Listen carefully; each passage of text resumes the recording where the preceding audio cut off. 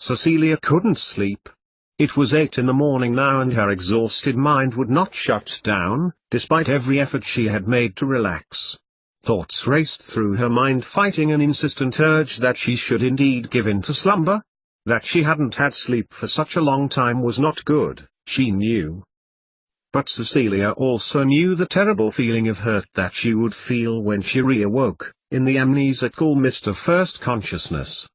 If she were to get over this, she needed to concentrate fully, and without distraction on her work. She had said as much to Snape on their return journey. And she was also listening to the cowardly thoughts at the back of her mind that were telling her of the despair she would feel again, as she had done with Tim. Cecilia's mind recalled the drive back to outside the gates of Hogwarts as she lay refreshed after a bath and a change of clothes on her old bed in her old room in the teachers' quarters. With hindsight, it was probably not the best idea to attempt to drive 6 hours to Northumberland. The early morning had not been a problem. There had been no one on the roads and despite her less than perfect driving they hadn't got stopped. The effort went out of driving and her anger waned almost an hour and a half into their journey when on a lonely B road just outside Buxton, the car had run out of petrol. Emotion had drained through her as the realization that though the tank was registering half full the spluttering in the engine was telling her otherwise and she had pulled over, turning off the therapeutic music of Amy's classic 80s rock ballads which had been blaring out from the speakers. Snape had got out of the car when they had come to a halt and had let her take the lead in diagnosing and attempting to fix the problem. It had turned out to be much more than a lack of petrol that had caused them to stop. Cecilia had discovered that oil was leaking from the underside of the car near the exhaust valve and from the sound when she tried to restart the sports car it seemed to be getting worse. Defeated, Cecilia informed Snape of the fact as she leaned against the bonnet of the car. She half expected him to make a snide comment that she turned into as a compliment in her mind, but he didn't. What he did do was lean against the car next to her and look where she was looking, through the mist at the darkened landscape that was sprinkled with houses, fields and trees. Then he turned to her and politely informed her that if there was anything he could do in a non-magical way to assist her in their transit to Hogwarts then she should tell him, before magicking her a hot drink, which tasted like butterbeer, but a tang of oriental spices. "It's non-alcoholic," he'd explained, sipping at the other. "It won't harm you." Cecilia remembered the last time she had drunk butterbeer, with Snape in the Three Broomsticks in Hogsmeade. It had given her the undesired effects of magical yeast cells reclaiming their lost energy and leaching it parasitically from Cecilia, making her very tired and weak indeed. Her overtaxed mind now dwelt on the most amazing part of their return, something Cecilia would never have predicted. Cecilia had begun to pour her heart out as they stood together in the darkness next to a broken-down Alfa Romeo Spider. And as she had done so, tears dropping into her drink, Severus Snape listened to her. Not just murmured in the right places combined with silence. As the energy and fury coursed out of her he spoke words of comfort. She'd cried and he'd consoled. She raged and he remained silent. She griped and complained and he agreed. It was as if she was with Libby, reassuring and vaguely helpful, only Snape was a 6-foot wizard who wouldn't know what to do with eyelash curlers in a million years. Cecilia's hand tightened round something as she recalled what had happened next. When she had grown silent, her emotions borne to the empty landscape, Snape had reached into his pocket and dug out something, handing it to her. To Cecilia's utter amazement it was her compact, the one, she recalled, that was tipped out of her bag when she had been surprised by Draco and company, in the library, when they were menacing her about being a squib and had smashed onto the floor. She had forgotten all about it.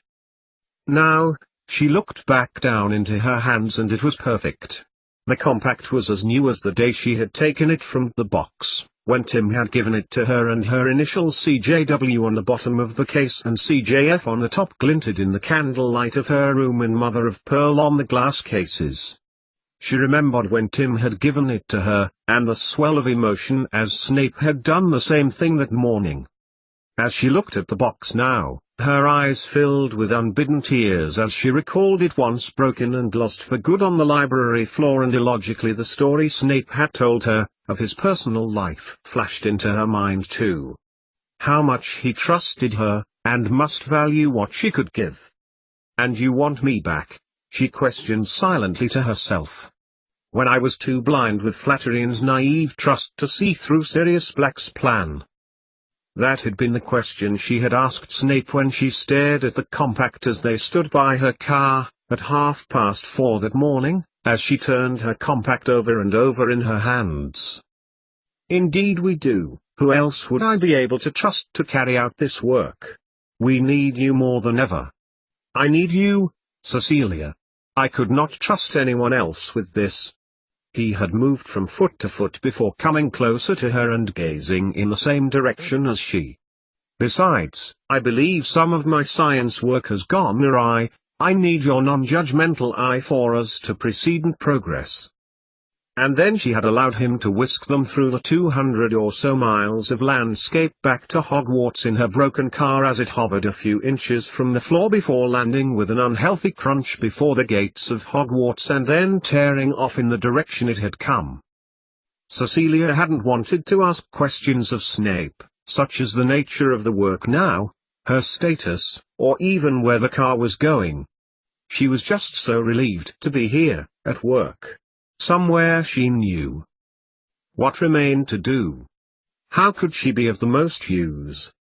Quickly she pulled herself out of bed, the covers still tightly bound round her, and pulled open her desk drawer. Finding there was no parchment, Cecilia knelt beside one of her bags where she knew she had stowed some lined A4 paper and a biro, throwing aside clothes, shoes and a bottle of sodium metal, still in its soil. The bottle rolled under the bed and Cecilia scrabbled back for it, thanking her lucky stars it had not broken on the hard floor before placing it firmly on her desk. Returning to the case, she tossed aside her ominous dress that she had worn to the Yule Ball and the cape in search of the paper before her eye was drawn back to the dress. No, not the dress itself, but the brooch that was pinned to its collar. "Why?" she thought coldly, picking up the dress roughly and wresting the brooch from the fabric. "Why did you give this to me, Remus? Why?" Cecilia opened her desk drawer and threw in the brooch, making a mental note that she should return it by owl as soon as she could before looking round the room again. No paper.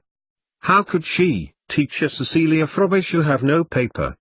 Well, she would have to think through her work aloud, then, and try to reason it out. At the very same moment, a wizard and a witch, locked in a gaze with the headmaster of Hogwarts School, were waiting for him to continue. Reciprocator. What does reciprocator mean?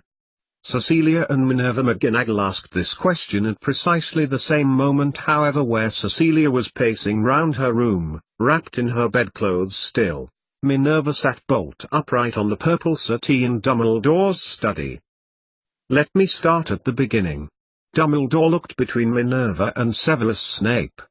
Cecilia Frobisher discovered information regarding a wizard whom we know, Raymond Lully.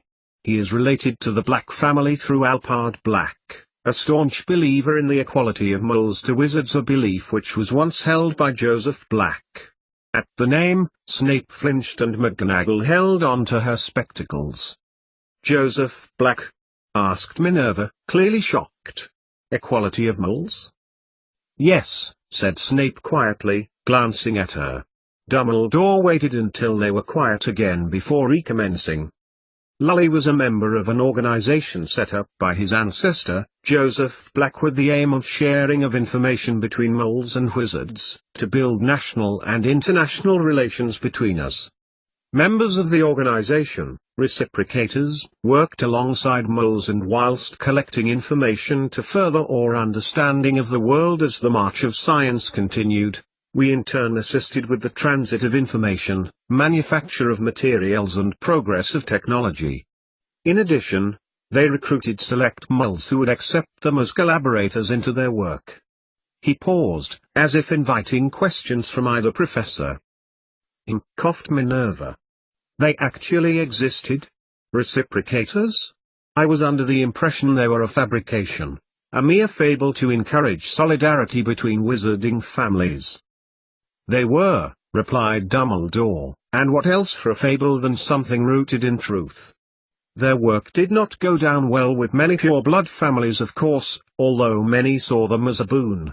Do not forget that the Reciprocator organization was founded over 200 years ago, and attitudes were different from the distillate ones of Voldemort and his followers. Joseph Black, murmured Cecilia, stubbing her toe absently on the end of her bed. Joseph Black, continued Dumbledore to McGonagall and Snape, was himself a reciprocator and also set up the many relationships of reciprocators with select muggles. He chose them personally, allowing for the best match of ability and benefit to both Muggle and Wizard communities. His own reciprocation was with the engineer James Watt, and from Black's own original ideas Watt was able to develop the ideas of the steam engine. Such associations were considered a success in the wizard world. Long had we ignored Muggles, and they forgot us. Now, at last, it seemed that there was a way forward for us to live harmoniously. Dumbledore shifted in his armchair now, waiting for the information to sink into their minds. It was much to handle, he supposed. However, when Watt had a working steam engine, power for Muggles, he ignored Black claiming the discovery of the source of power for the Muggle world. Many of his contemporaries took up the engines, and he was of such significant influence that Joseph Black was denied the information. Furious, Black tried to force the matter through the Wizengamot, and when that failed, called to disband the Reciprocators in 1798. Such an influential wizard as Black demanding this action caused a divide across the organization, and many practicing reciprocators, who had spent many long years in collaboration with Muggles, refused to give up the practice.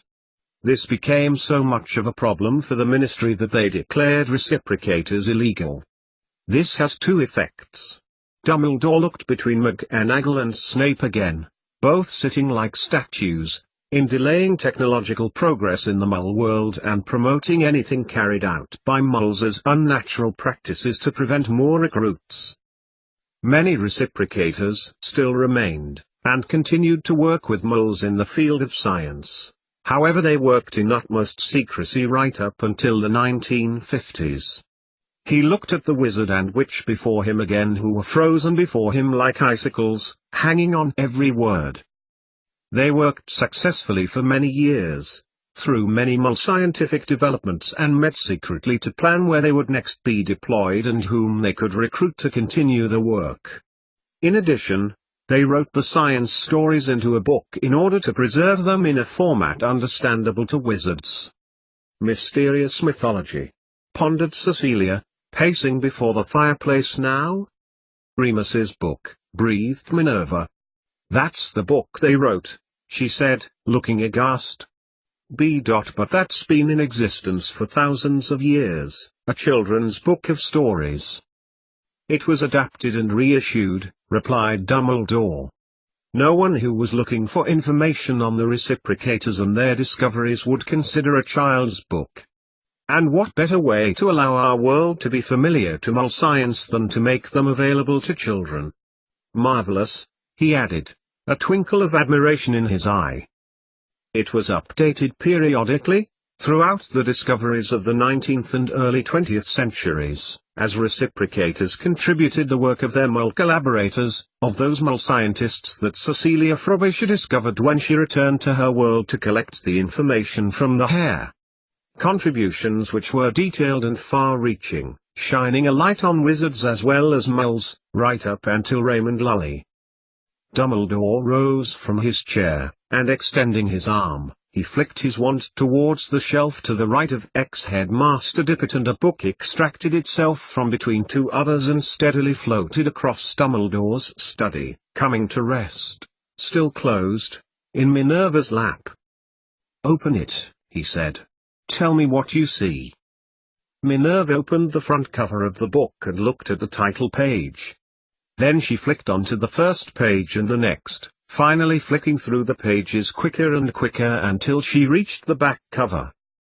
"It's Remus Lupin's book," she said, looking back at Dumbledore. "It's mysterious mythology." "No." Minerva jerked her head back and looked at Snape, who had spoken the word firmly and clearly. She handed it to him. "See for yourself, Severus," she replied, dismissively. "But I thought Cecilia had the book in her possession?" Minerva looked at Dumbledore for qualification. "She does," growled Snape, opening the book to the first page. "This is not his copy." She stopped, as Dumbledore held up a hand. "Please continue, Severus. Why is this not Remus Lupin's copy?"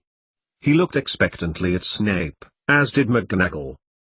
"The border on the title page," he began, pointing at the fleur-de-lis border that surrounded it.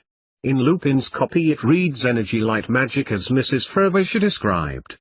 Which is the exact relationship that translates energy to magic, and vice versa. The relationship that makes magic work," he added. He glanced at Dumbledore and at McGonagall, whose mouth was open in an O of surprise. "And the story of the little boy who had discovered minuscule strings hidden in small pockets inside his body that controlled how big he grew is also missing. It was the fifth story in the book." Snape flicked it over to where it would have been, if this copy of mysterious mythology had been Remus Lupin's. "Yes," nodded Dumbledore. "It is indeed not the one given to Cecilia Frobisher by Remus Lupin. It is in fact the edition that directly preceded it, updated by the last reciprocator in existence prior to Lully and sadly, not put into circulation." "But why?" asked Minerva suddenly. "If this information existed, why not make it available directly to wizards?" "Reciprocators are still technically legal," replied Dumbledore, "although their existence is taken as more of a joke by members of the Ministry, these days." "Raymond Lully," declared Cecilia, her mind wandering to what she knew of him. And being a reciprocator like Lully, in the early 20th century in the Mole world was no laughing matter. However, those that still existed were still completely dedicated to their work.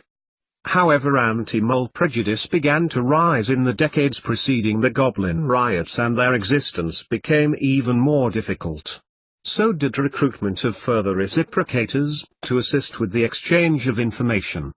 This is when, following the highly successful recruitment of Pompops Pomfrey to deal with medical advances, Lully became desperate to recruit another, overlooking a few basic checks in the family department.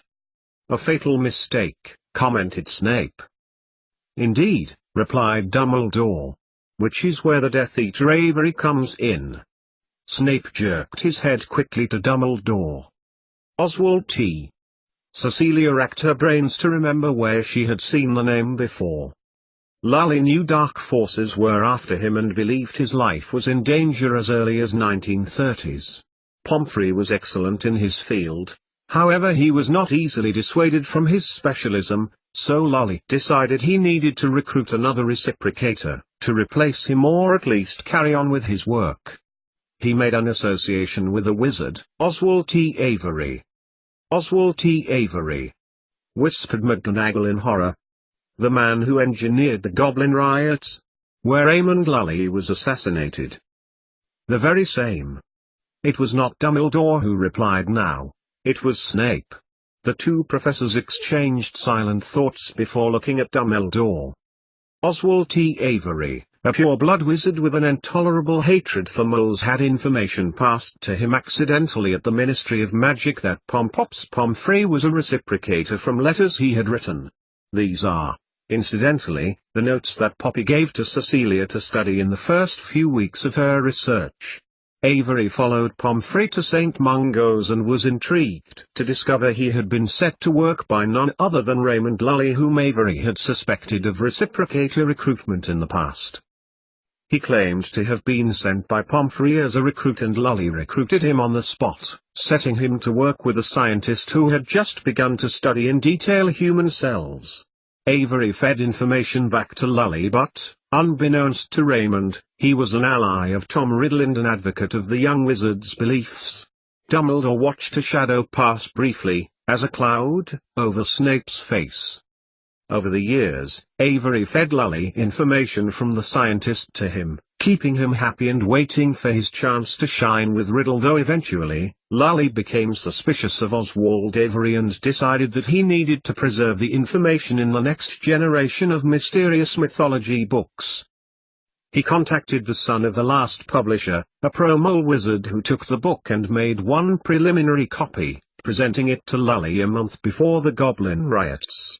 Lully was impressed, and agreed to come back shortly in order for more copies to be commissioned containing the additions that you described, Severus, to be added to it.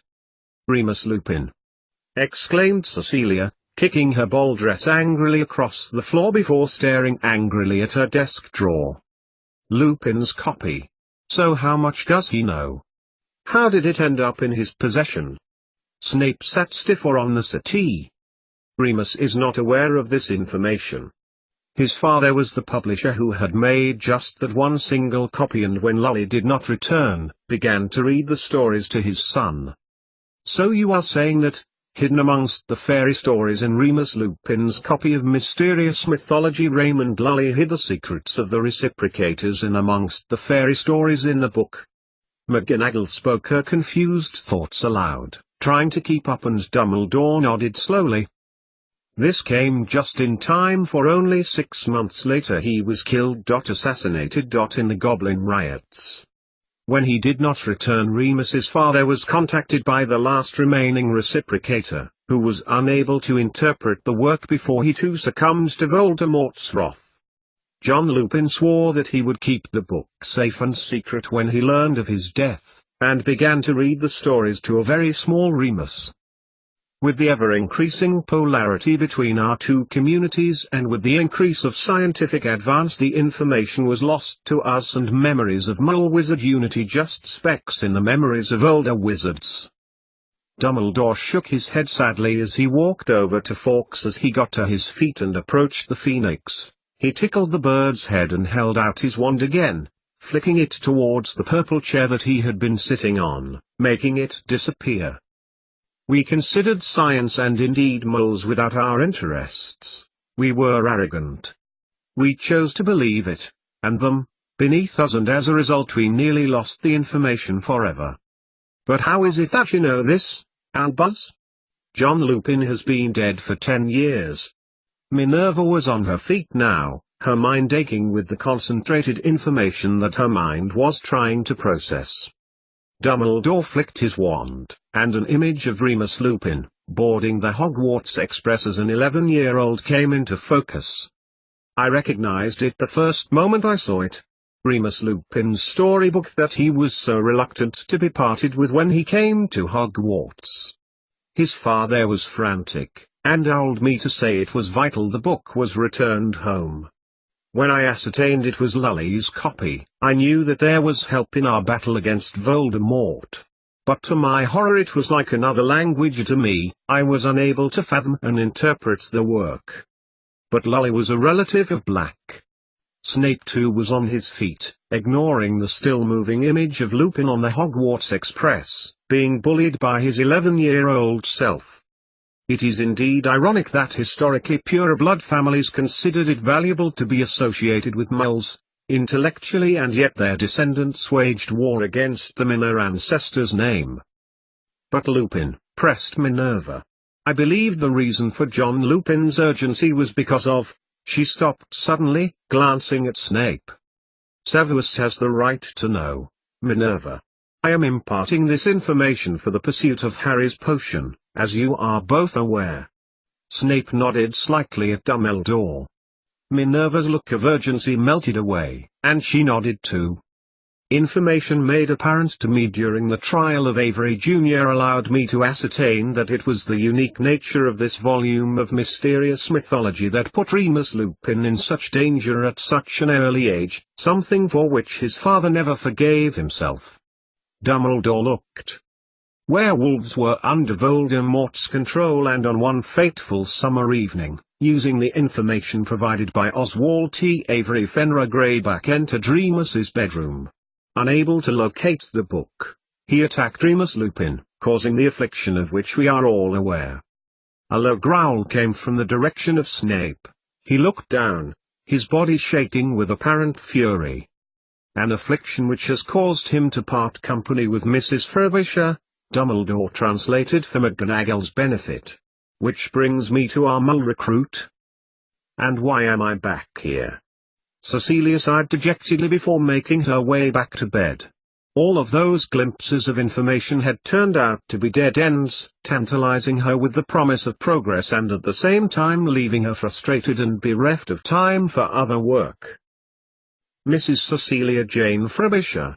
During the last war, I was unable to engage a mole to investigate the latest and most exciting lead because we were unprepared for the immensity and ferocity of the attacks from Voldemort. However, I never gave up hope that the interpretation of mysterious mythology would be the key to Voldemort's downfall, and in the years following his demise I have engaged moles, gaining glimpses into the unparalleled work of the Reciprocators, with mixed results. He looked at Minerva, who nodded in realization as pieces of past order work suddenly took on a new meaning. It soon became apparent that in order for a breakthrough to be achieved in understanding why Voldemort failed on the night he failed to destroy the 3-month-old Harry Potter, we needed someone to work alongside us, or to be precise, alongside you, Severus. Dumbledore nodded in acknowledgement of Snape's role in the work. I'll let Severus take the lead, Cecilia thought, closing her eyes. I won't get involved with these dead ends. Be professional. Concentrate on what's necessary. As she repeated her resolve like a mantra in her mind, she began to submit to the anesthesia of sleep. Minerva McGonagall nodded slowly, considering the vast amount of information that Albus Dumbledore had chosen to disclose to them both. It explained so many things. I chose Mrs. Frobisher for many reasons, not least her dedication to her work, her scientific knowledge and understanding, communication skills with teenagers and lack of ties in the mole community. Dumbledore turned and looked at both Minerva McGonagall and Severus Snape now, folding his arms and speaking slowly. Until last July, before the Goblin riots, Raymond Lully was the last Reciprocator to engage a mole in collaboration. By employing Cecilia Frobisher last July to work against the evil that threatens us again, that honor is now afforded to me. 88,888,888.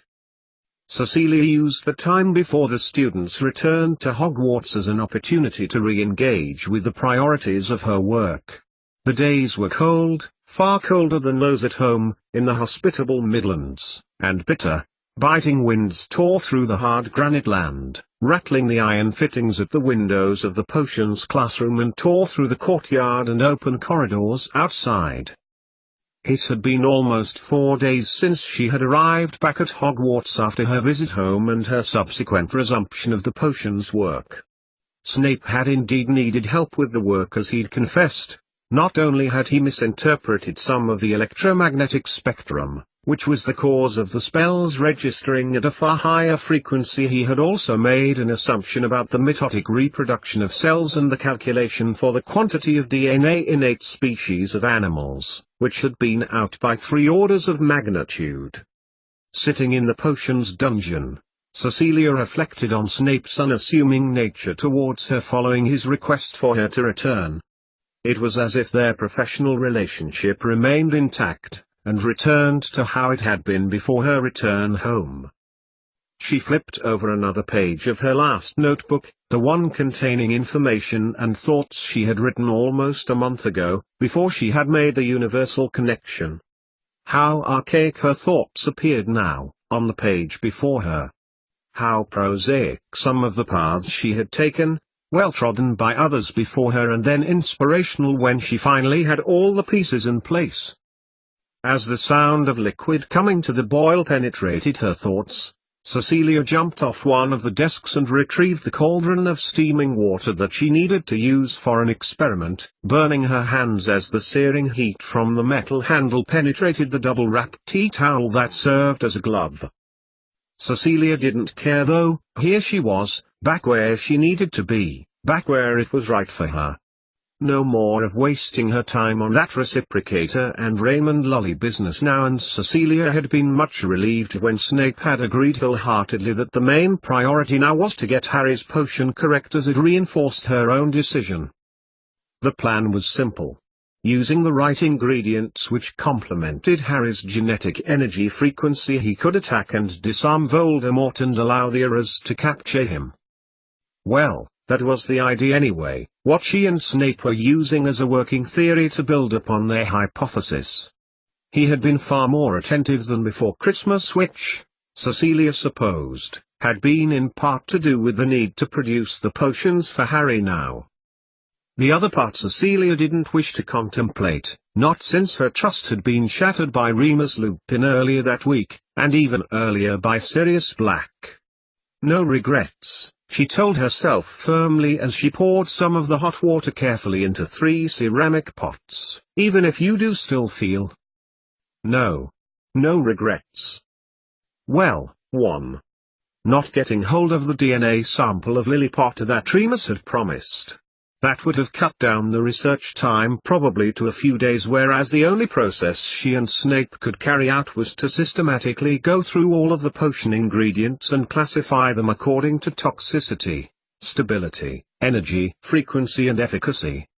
The right ingredients were sure to be found, she told herself, but the real work would come to determine which they were exactly.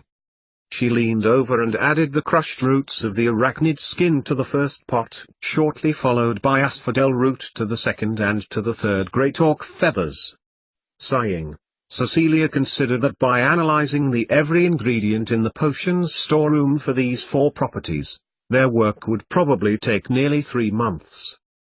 The pots bubbled and crackled as she stirred them, before taking a sample of each over to the microscope that she had reassembled in the potions laboratory. It would have to be moved, of course, when the students returned on Saturday. On the bright side, Cecilia mused as she angled the light from the microscope onto the sample, she might have got as far as the B shelf by then.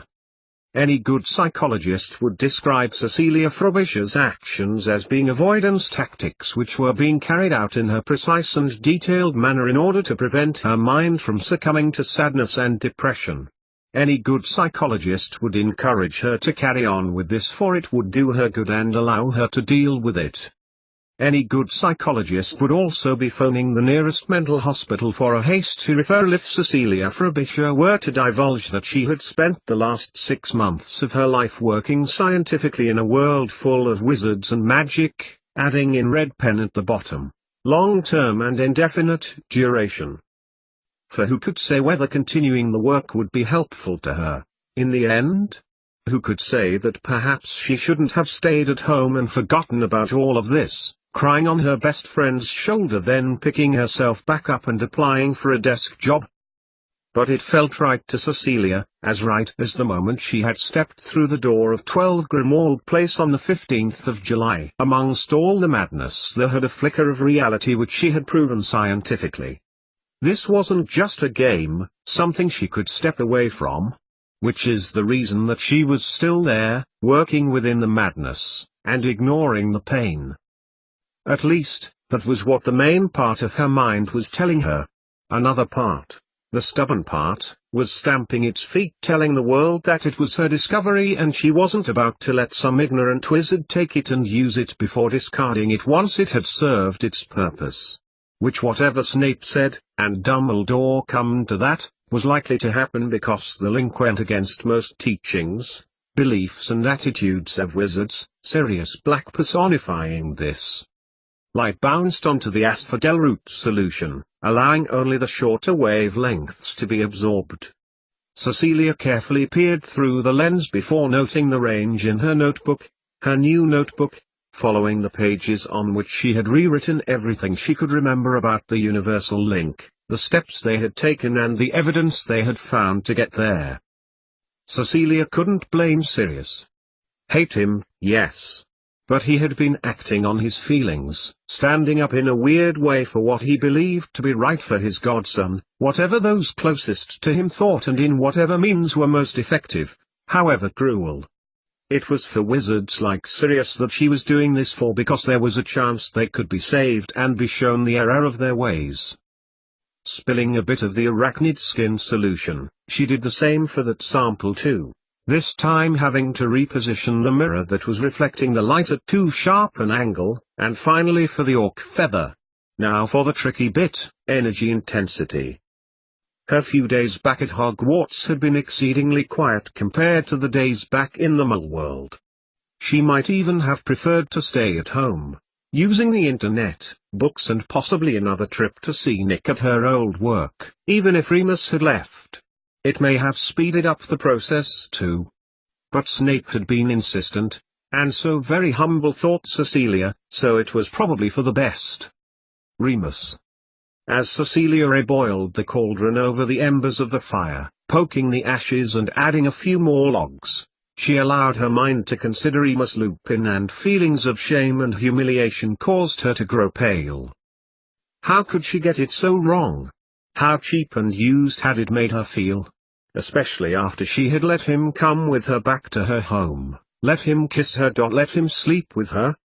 There was a word for a woman like her, a not very nice word.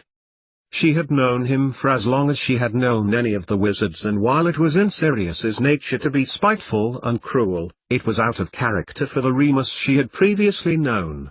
Surely there was something else he could have done if he didn't want to be with her again, rather than leaving her that poor excuse for a note. But then, feeling sorry for herself as if she were the only person to be dumped in the world wasn't going to do her any good either. Despite trying to block out such thoughts the last few nights alone in bed, Cecilia's undefended mind had sprung on her the job of analyzing Remus's actions coldly, objectively and unemotionally. But no matter which way she put it, there was no justification she could think of as to why he would knowingly cause her so much harm. He must agree with his friend, and have gone back to his girlfriend, or whatever Tonks had been to him. He must have changed his mind, having been backed into a corner. Whatever the situation was, a raw stinging pain was not far from her emotions, and Cecilia had decided that the best way to deal with it was to forget these people and their lives, so apart from her own world that they were, and get on with the work she had agreed to do. She had been through this before. The last time Sirius Black tried to kill her, and this time Cecilia was determined to learn from her mistake.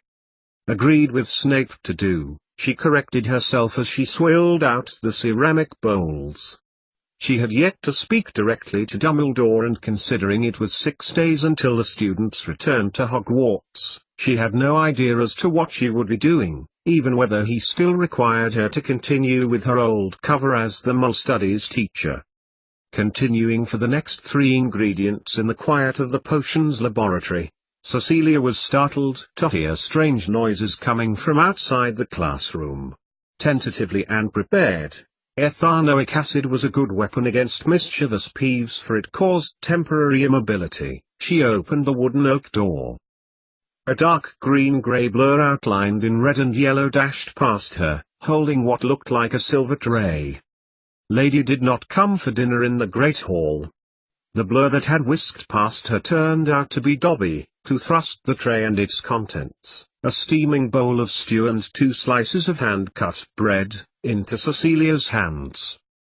"Thank you, Dobby," said Cecilia, almost dropping the tray as she balanced it in her hands with the bottle of poltergeist deterrent and putting it down on the nearest table.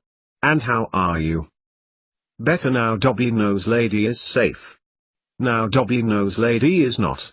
He stopped, whimpering and holding on to his bobble hat, wringing it forcefully.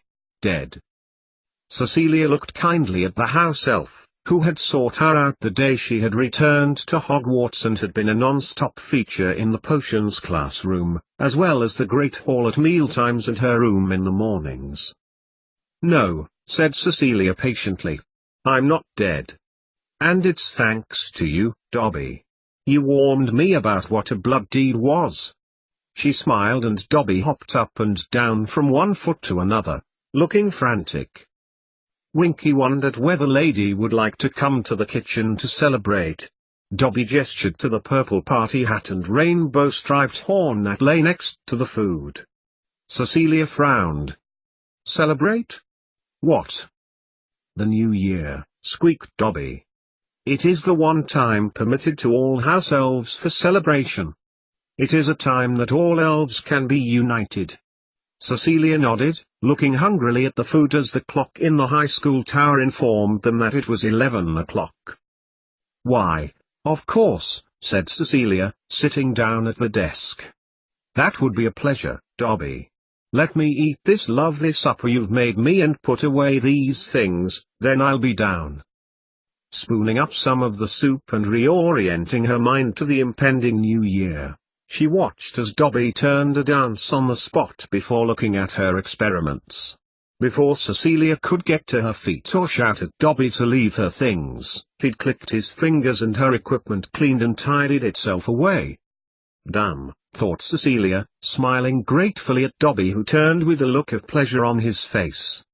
The last time the house elf had been helpful, her wavelength readings had increased by several hundred nanometers, suggesting that the natural frequency of energy in the potion ingredients had been disrupted by the spell he had performed. Thank you, said Cecilia, gratefully. Let me finish this, and I'll be down to the kitchen, okay? Yes, he replied, hopping and skipping towards the door. Anything lady says. Winky and Bingo will be excited. He added, opening it and bounding into the corridor. Putting down her spoon and getting to her feet, Cecilia walked over to her equipment and sighed. The cauldron was spotless, sparkling like a new pin. The microscope was packed away with its cover on, the cover slides put away neatly and tidily in the box, and the ingredients from the potion store cupboard back in the jars. Oh well, thought Cecilia as she glanced back at her supper. She hadn't had any food since breakfast, and now the beautiful aroma of the stew invaded her nostrils, beguiling her to sit and eat. Perhaps should forget about the work for tonight and see the elves. Apart from Dobby, she had not seen any other elves in the castle, and besides, it would help her focus. Cecilia closed the potions classroom door behind her and began to make her way towards the main part of the castle. There was so much work that needed to be done, she thought, as the cold December wind bit at her cheeks. I only hope that we are on the right lines. She walked through the courtyard of Hogwarts and in through the huge imposing doors that opened on their own as she approached them. Dumbledore had not spoken to her since Christmas Day, in her gas fire at home, but she had decided that if he wanted her to do anything other than the science work of the potion, he would have contacted her. Muffled noise could be heard now as Cecilia approached the top of the first flight of stairs. To her right led the stairs to the kitchens, and as she approached, the sounds of merriment permeated the silent corridors. But there were a few things that still perturbed her, however. Snape had been in agreement about Lily's DNA sample that afternoon in theory, but had made it clear the potion was their main priority. And while Cecilia had already rationalized to herself that this was indeed the best way to get their results they needed in the shortest time possible, it was always slightly disconcerting when Snape was so definite about a course of action. His position, once declared, always seemed so immovable that Cecilia's instinct was to challenge it, and following their conversation she had spent most of the rest of the day wondering idly whether his inaction was because Snape had been in love with Lily too. Cecilia descended the stairs to where the house elves were clearly enjoying their party, stepping slowly in the half-light, their high squeaky voices chirruping to one another. And another thing, was she to continue with her teaching? The students were to return on Saturday, Cecilia knew. There were barely any teachers at school, Snape of course, Professor Flitwick who was keeping himself to himself, and Binns. She had not even seen Hagrid, who was usually milling around outside the castle walls and whom she used to see from time to time from the potions classroom window. Was she expected to keep her cover now, as she had done for the autumn term, carrying on the research with Snape? Cecilia shelved the thoughts at the back of her mind and took the last step into the low-ceilinged kitchen, trying not to bang her head, and was immediately inundated with elves. Surrendering to their attentions, Cecilia smiled warmly and joined their party. 88,888,888. The following morning, and Cecilia wondered whether she should have continued with her research rather than attend the party, for she felt so lacking in energy it was as if she had drunk a dozen alcohol-laden butterbeers the night before. The party itself had been very interesting. The elves had sung strange songs which they all knew by heart, and danced around empty kitchen as the furniture had been moved away. At midnight, they had formed a circle, with one elf in the center, who sang a song about wishing for more elves to be freed from the servitude of wizards that year, and Cecilia had asked Dobby why, for she had seen many an elf ignore the clothes Hermione had spent a lot of her time knitting the previous term. "We wish it, for it is tradition," Dobby had replied simply, his face falling to solemnity. Stumbling out of bed and over the contents of her bags, Cecilia made her way to the bathroom, and her heart sank as she realized that Dobby had not been there that morning. The bath was devoid of water, for the taps only dispensed water by magic, which meant Cecilia would have to wash over the sink, not the most pleasant of ablution techniques. "You look dreadful," her reflection told her as Cecilia gazed into the mirror. "A good night's sleep does wonders for the complexion."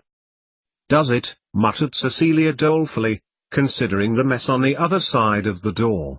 "And you would know, you stop out you."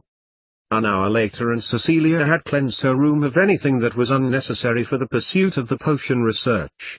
Ruthlessly she sorted out every item into 3 piles, one to use, one to keep, and one to throw out. First on the out pile went her Imanus dress and robe, which she had scooped up on the night of her return, as did some of her earlier notebooks of random musings about wizards, mere junk now. From her drawer came various letters. One Sirius had sent her about a flu liaison, and another from Tunks, the get-well-soon card from the children when she was recuperating at Grimmauld Place, her letter of employment that she had received in the post. Looking at it now, it seemed obvious to her it had been posted by someone with no idea of how the Mole postal system worked, and the comic that the Weasley twins had given to her on her birthday. In addition were several items that she had brought from home, a small photo album of her and Tim and her years-old degree-level notes. The keep, use pile contained her notebooks and DNA traces from her visit to Nick, the sodium metal that she would need to react with the silver nitrate to resolve the microscope mirror in due course, and other small bottles of chemical reagents, some real money as well as wizard gold, sensible clothing, and her original black dress robe. Cecilia looked at the Tadich pile as she opened the last drawer of her desk, wondering what was missing, before scrutinizing the contents of the drawer and trying to fight the shiver that crept over her with cynicism as she involuntarily recalled the time just over a week ago when the dress had been thrown without care onto her own bedroom floor by a Priapus Remus Lupin. Mysterious mythology, that was what was missing. It usually resided in the bottom right-hand drawer of her desk, its beautiful green cover twinkling like an emerald when she'd opened it. Freya had it now, and she never needed to worry about having to give it back again. Within the drawer were a few pieces of parchment and A4-lined paper, as well as some quills and biros that Cecilia had remembered to bring with her. As she pulled the drawer open, further small sparks reflected off the wood, and Cecilia realized it was stuck, so she pushed her hand towards the back. Her hand met with something papery which Cecilia pulled sharply and with some effort. This released the drawer with a crunch. She looked at the contents of her hand before opening the Slytherin notebook that Snape had given to her all those months ago in order to contact him. As she went to throw it into the begone pile, Cecilia stopped, opening the book up again, and she recalled the time she had written the one and only communication to Snape using it, telling him about her genetics hypothesis, with the words disappearing shortly after writing them. And she was glad she had used it, Cecilia contemplated scornfully, or else Snape would not have returned to Grimmauld Place to discuss their early work, and Sirius Black would have succeeded in killing her with the Veritaserum. All done, she thought with a smile a few minutes later, gathering up the soon-to-be burned on a big fire in the potions classroom pile and shoving it onto a cardboard box. Then she went over to the fireplace and remaneuvered the room's wardrobe so it blocked it completely. There was no way that anyone would be contacting her in that fireplace again. Cecilia tidied up the rest of her belongings, opening her desk drawers again and stowing them away when her eye caught something she had missed in her purge. A circular brooch beset with many different colored stones. Placing it on the desk and with a shaking hand, she pulled out a parchment and quill. Writing quickly, she scribbled a message upon it, before wrapping another piece of parchment around the brooch and tying them both together with string. Cecilia picked up the quill again and held it above the smooth side of the package. Mr. R.J. Lupin, she wrote, trying to keep her hand steady, 12 Grimmauld Place, London. Then she threw the quill into the open drawer like a dart and pocketed the package in her jeans. 88,888,888.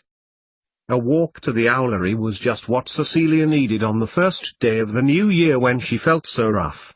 It wasn't as if she had knowingly consumed anything that would have affected her, so stress was the most likely explanation. It was late morning now and the dew-drenched grass reflected the sunlight as the wind rippled the blades over the surface of the landscape, causing the environment to appear peaceful and undisturbed. A good clear out. That was how her mother would describe what Cecilia had just done, something to lift the spirits, and for the first time in ages she was inclined to agree with Jane Wells. Cecilia made her way carefully up the owlery steps, taking care on the ice that still remained in the shadows, and held on to the stone rail that was designed to prevent her from falling if she were to lose her footing. And she was glad she did, for, as she rounded the entrance at the top of the tower, she ran slap bang into Hagrid. Bouncing off his middle, Cecilia landed awkwardly between the top and second step, the parcel in her hand skimming across the owlery floor. Ow! She gasped, picking herself up slowly. Quickly. Hagrid pulled her up by her waist and planting her down firmly on her feet. Mrs. Frobisher. Cecilia. I didn't see you there. Hagrid, his warm friendly face lined with concern now as Cecilia winced, trying to smile. Hagrid. She gasped, forcing the smile further before feeling the corners of her mouth droop. Are you all right? The giant wizard spoke with concern, and Cecilia looked down, as if for her dropped package. I think it went over there, Hagrid continued, striding towards the back of the top owlery step. Yeah, here ye are. Oh, he said in a tone of surprise. Remus Lupin, eh? Excuse me, said Cecilia, taking the package from Hagrid's outstretched hand. Thank you. She sniffed, feeling a flood of tears being dammed behind her eyes, held by ever-waning willpower. She went to take a step inside the owlery before feeling Hagrid's hand on her shoulder. At the touch, Cecilia could not hold them any longer, and she stood in the doorway of the owlery, crying like a 5-year-old. There, comforted Hagrid, pulling her to his leg and stroking the top of her head vaguely. You must be ver upset. I know, he soothed. And I think he's the worst bugger in the world for . No, sniffed Cecilia. It's neither of them. She stepped back from Hagrid, releasing his questionably clean trousers. Hagrid looked at her with an expression to match his quietening voice. I just don't know if I'm strong enough to carry on, Hagrid. I'm doing what I think, but Dumbledore hasn't mentioned anything to me. I don't know if what I'm doing is right. Well, if you don't, I don't know who does, chuckled Hagrid kindly. I mean, you sat with me and solved that puzzle right enough, about how wizards and muggles are related with genetics. And it made sense to me, and that's saying summit. And there's never been a muggle at Hogwarts before, that's how much Dumbledore trusts ye. Cecilia looked up at the giant.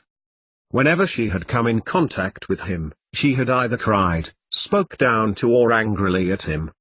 Cecilia knew he was a member of the Order, though not always present at the meetings, yet her reaction to him was always extreme. Why couldn't she speak to him like other wizards?